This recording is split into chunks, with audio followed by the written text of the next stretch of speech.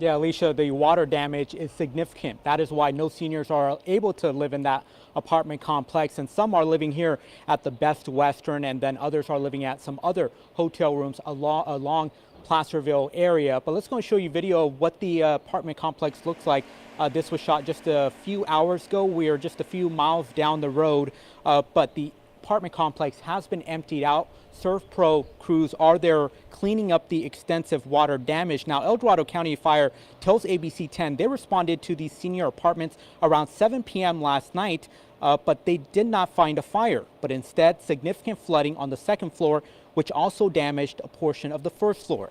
The fire agency says they were able to stop the water to keep the damage from worsening and began removing water from the building. Now, fire and police initially evacuated 25 people impacted, but today the remaining residents were evacuated. Today, nearly 80 residents have been moved into one of the hotel rooms around the Placerville area. Now, here's what the fire department said when asked just how much water was released. I suspect it's thousands of gallons. I know crews on scene brought squeegees to the scene just to sweep out as much physically that they could do, just mechanically pushing the water from the structure. It's going to take a professional cleaning agency to come in there and mitigate the rest of that. That's a carpeted structure in the hallways and inside the units.